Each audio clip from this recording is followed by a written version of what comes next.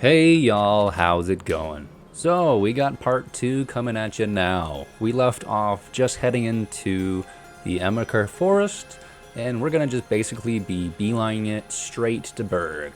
When we're getting to Berg, we'll be able to, get rid of some of our items that we collected along the way. We're gonna be able to sleep and get our sleep buff, which you want all the time. And we're gonna be able to get a couple of other things as well. Normally when I go to Berg, I don't really fight anything unless I really need to, especially not now as I had no firestones. So I was basically just defenseless. All I had was my horror weapon, which I actually haven't crafted yet. And once we get all the way to Berg, we will gather all supplies that is required, and we will start heading off to the Cabal of Wind Temple and start our first money farm. A lot of the times, people like to maximize the profits by heading to Levant or Harmattan, and as it sells for a little bit more, but honestly, that little bit of extra silver isn't required for me. So I will just be getting the silvers that I need here, and then our main goal, honestly, right now, is just getting a little bit of money and heading straight to Monsoon. Because once we're in Monsoon, we'll actually have access to the Chakram Skills, and that's when we can actually start incorporating the build a little bit. I'd always suggest, when you don't have the sleep buff, just paying the 25 silvers for it. It's a little bit of money, and it gets you about, I think it's 2 hours of the stamina buff. Last things we're going to do while we're here is we're going to buy any of the occult remains and thick oil from the magic merchant there, any other foods that maybe we require. Talking to this trader from the quest we took back in Zierzo gets us the medium ruby. And after we kind of get our starting items, we're going to go right into the main area here, and we're going to get the mist buff incantation. This will make it so that we can do just a little bit of extra ethereal damage. It also gets us a little bit more protection against ethereal damage as well. I could also recommend maybe getting the rune sage perks here, just for that little bit extra protection, but I wouldn't really be needing them, as I would require the lexicon in the offhand, and we're going to be mostly be using our chakram. Though you can buff yourself up and swap them out for battles and whatnot, but too much of a hassle. So, now that we've got everything that we needed from Berg, we're going to beeline it east and south, and we're going to head straight to the Cabal of Wind Temple. Around here, I check a couple more security chests and other chests because they do have a chance of spawning the living wood axe, and I just like to collect that. I think it's a unique weapon. We get lucky again with the Wandering Trader, and because they have the Frozen Chakram, which was part of the items we'd be using in this build, I decided to sell a lot of my stuff and pick it up as early as I can. Frozen Chakram's really good just on its own, really, just because it has that, does a decent amount of frost and physical damage. It also inflicts elemental vulnerability. So really, really good as your starting chakram to then swap out to later after you apply that debuff to bosses. Right here, I make a couple more firestones because I will be fighting the Immaculate later on. Sometimes the golem dogs can spawn. I recommend killing that guy, as he can drop palladium spikes, which you can decraft. There's going to be a couple of other items here. That security chest, get some water. And now that we've made our way all the way up here, we're just going to buff up and prepare before our big fight.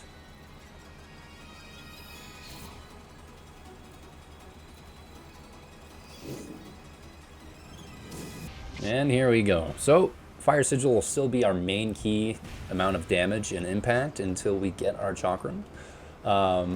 I always do the flint and steel into the fire sigil first, just because it does that extra amount of dots.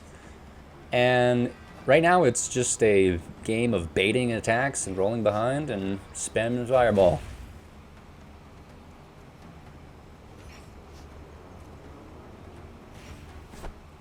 Get a little greedy there, trying to reapply our flint and steel, but getting hit only takes 25% of our health, so we're still in the game. And one last fireball does the trick. So we take our loot and we head into the Cabal of Wind Temple. Here I'll show the run I normally do when I'm trying to get the money. It's honestly probably the same as many others. I initially lure the... I can't actually remember what this thing's called. The boss thing of this area. I always lure it inside and trap it so that I can get it with the insta-kill from above. You don't want to be too close to it because it will start retreating and backing up since it's a ranged unit. But once you have it inside and it's trapped, you can then lure the other shell horrors into the middle. If you don't feel comfortable with dodging, you can honestly just do one at a time and then kill them with the trap lever from above. Up here, I always try to get its attention, block a few hits, and roll off as soon as I hit that lever. Doing the same thing, we open up the doors, trap them from the inside, and close the gate again. You always want to make sure you close the gates because they will wander inside. The shell horror spawns for me in the back of that room, but I have actually had them spawn up the stairs there that you could see. But getting the final shell horror trapped inside, we lock the gate and we make our way all the way back up.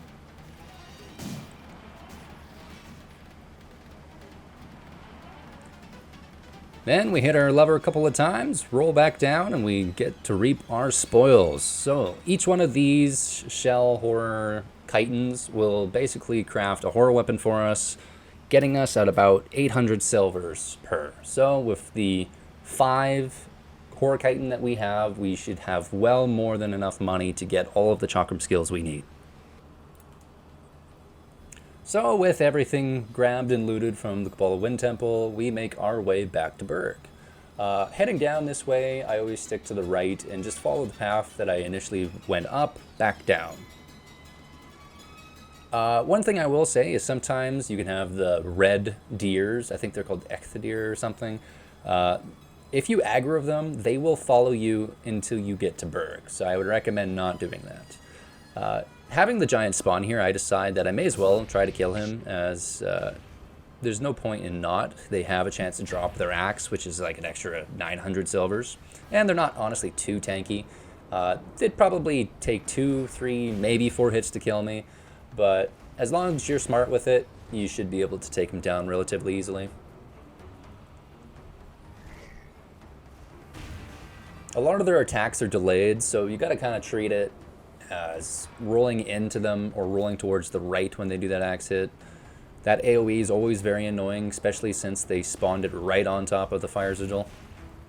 We do get a good reapply of our flint and steel, hit him with another fireball, and then yet another fireball, and rinse and repeat until he's dead.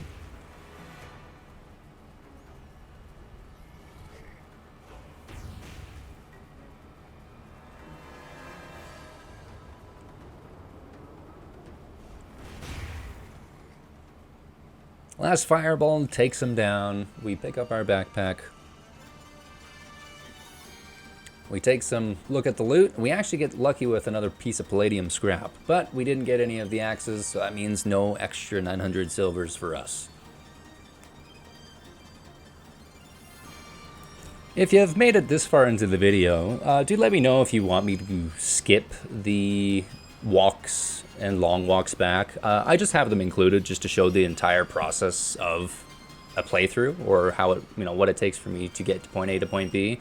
But if you guys find that it's a little too boring, just because it really is just the walking simulator, do let me know and I can just edit out the parts of the walk and just show the initial time where I leave and the initial time where I show up to my destination.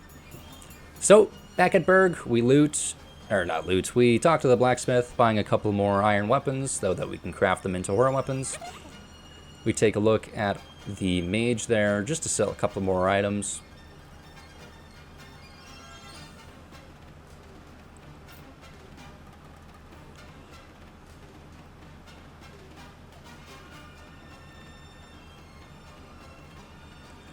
On our way back, we decide that, you know what?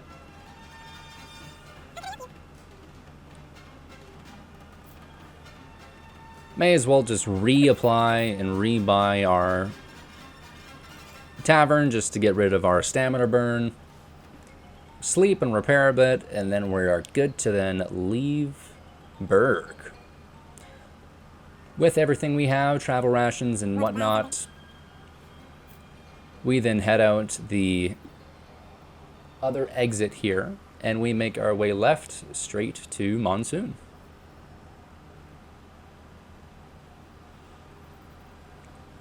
One thing you can do as well is, if you're running low on the occult remains, is the Face of the Giants dungeon there to my right does spawn the Burning Men, and they have a chance of dropping the occult remains as well.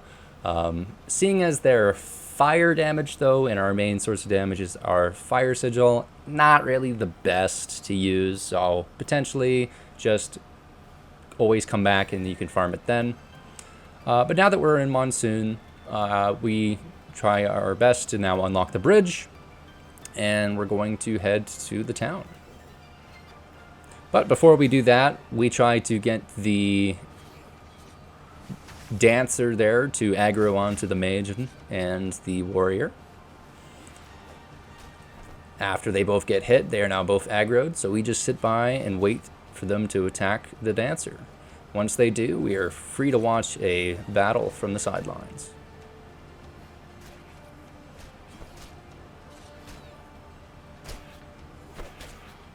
We help in just a little bit, as the dancer will eventually kill them, as it's a lot stronger. Mage is down, and once we get the dancer to a little bit lower health, we will take advantage of it. We do get hit from the back there, as the hitboxes do have some pretty big hitboxes. But after the dancer's down, we kill the bandit. Miss our attack, because of course, it wouldn't be us if we don't miss. We wait for our stamina to regain. Luckily, Mana Push gets rid of his stamina, or his impact bar, and we are free to loot and head back into the dungeon.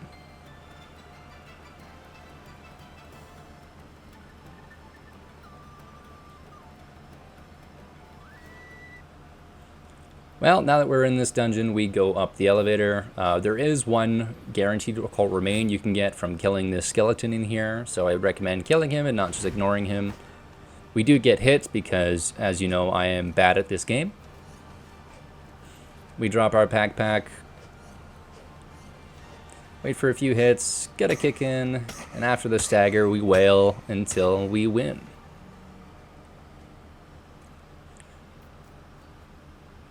We eat that marshmallow itself because it'll give us one of the highest stamina recovery rates in the game. And that's when we get another Master Trader Boots, making our first Master Trader Boot purchase obsolete.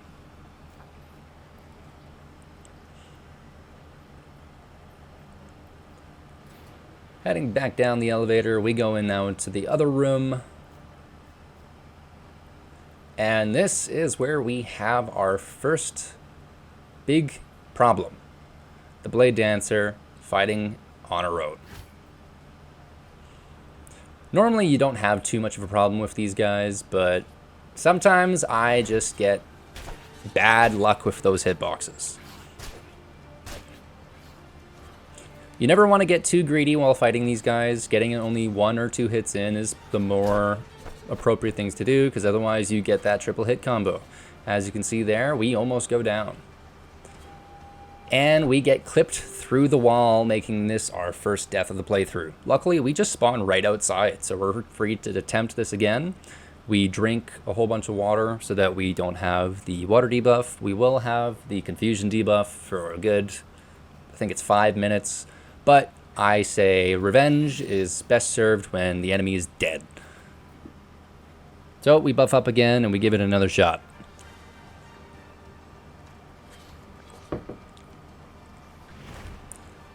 With Mana Push and now the stagger bar implemented, we trap him in a corner and we wail on him until he's dead. That one death really does suck. Luckily, we spawned very close by and we didn't get too screwed over. We're able to hit the other switch there, get another one of the chests for more and more loot. Nothing really good in that box though. And we're free to now get the statue.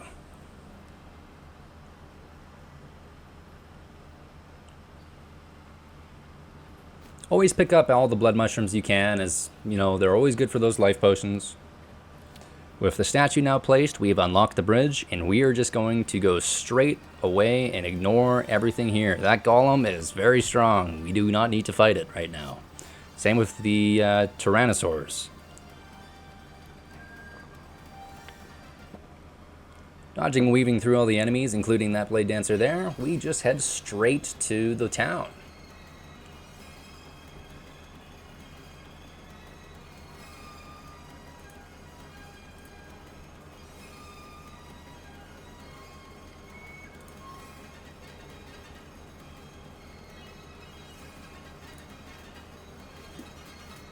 There was that giant there, which I could have killed as well, but at this point, I noted that I was way too weak, and I didn't want to take the risk of dying again and having to run another walking simulator. So I just decided to leave that giant there and just head straight to Monsoon.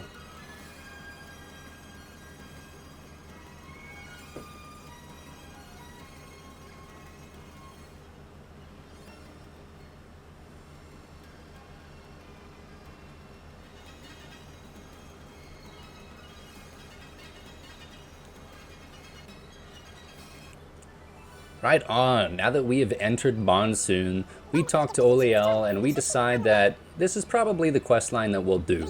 The Holy Mission is probably, in my opinion, the best for faction rewards.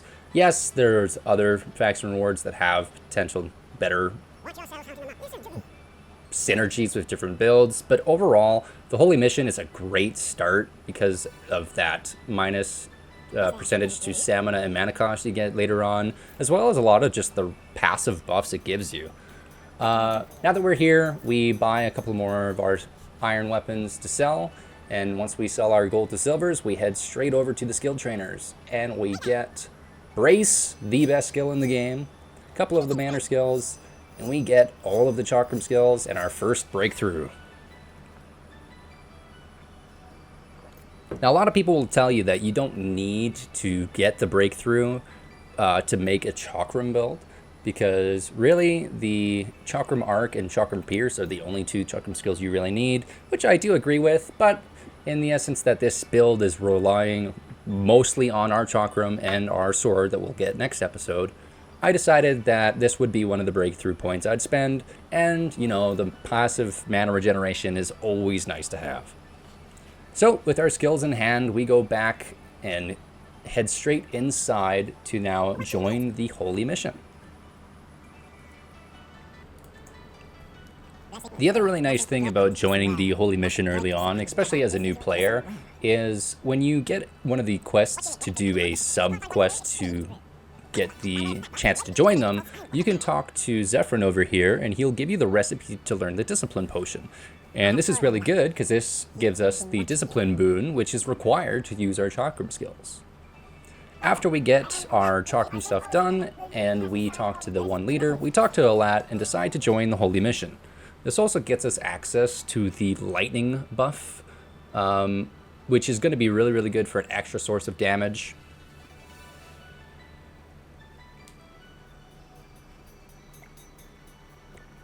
Now that we've joined the Holy Mission as well, we are going to head all the way over to this trainer here and buy the marshmallow tartine that he sells. This will get us access to the best stamina recovery food in the game. I always suggest you buy 3, if not 4, of the tartine jelly to then make the tartine sandwiches.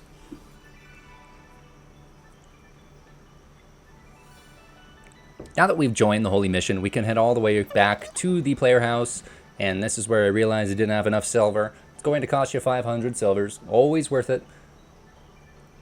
So I look at my inventory just to see what is going to be required for me to make our horror weapons.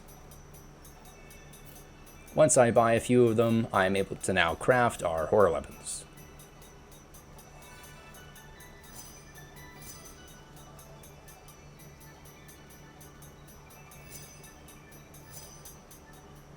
With our 3 horror weapons made, we go back to the trader that we sold a whole bunch of stuff to, and we sell our stuff back, especially for some gold.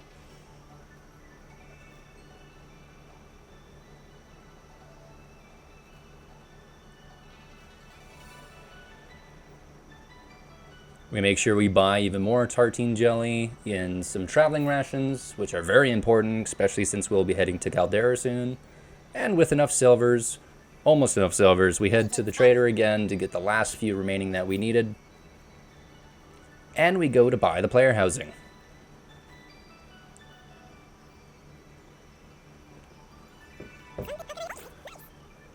One thing I will wish for Outward 2 is the ability to buy player housing even before you beat the quest line, but potentially give us access to multiple different options for housing. I think that would be a neat idea.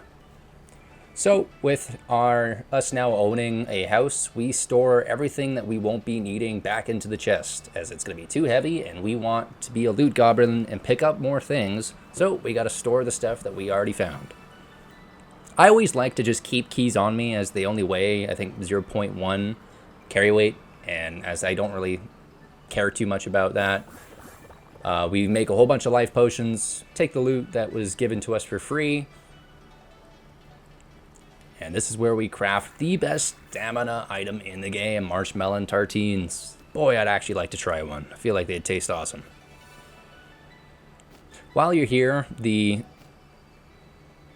chance that these guys spawn the orchid spice beetles is great, because that'll get us access to making more discipline potions.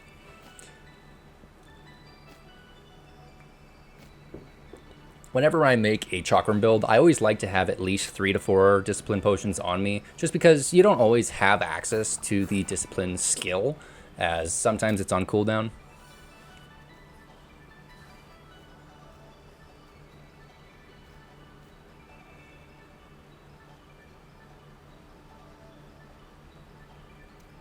So, with everything stored and preparations set, we go to sleep, and now is time to leave back to Berg. We talked to Oliel, thinking she might give us some other information. She doesn't. And as our quest is now on a pause, as it's going to take us 3 days to get a quest update, and it doesn't start a timer until we actually talk to the quest giver, we decide that right now it's actually about good time to head into Caldera. So with that in mind, we drink water, gather all the stuff that we need, and I actually got a little bit lost as I started following the signs to go to Chersonese, so I had to go this backwards way. Seeing an alpha Taunosaur also kind of scared me a bit, as we are not ready for that. Making our way back to the spire where we initially spawned, we will head all the way back to Berg. At this point in time, if you had an item in a legacy chest, it's always a good idea to go into the Spire of Light, just because it also spawns the light elemental, which has the chance of dropping that light elemental particle. Always good for that chance, although if you really need to start farming for those elemental particles, always a better idea to just start farming them in Harmattan, as they have a higher drop chance there. Ignoring all the enemies, we finally make our way to the fast travel point.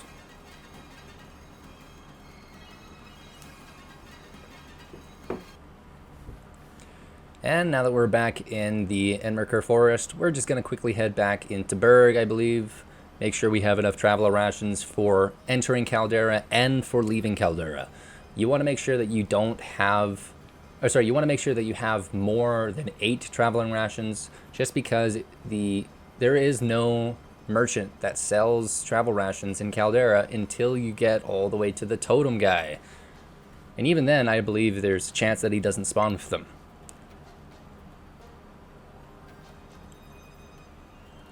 So, heading all the way back, we get our stamina buff as well for those 25 silvers, as you may as well. It'll take less time for us to reach where we need to reach. With our quest being updated, we don't need to worry about it until we need to head back to Monsoon and talk to the quest giver. We buy more traveling rations and more gold, and we are good to start heading to Caldera.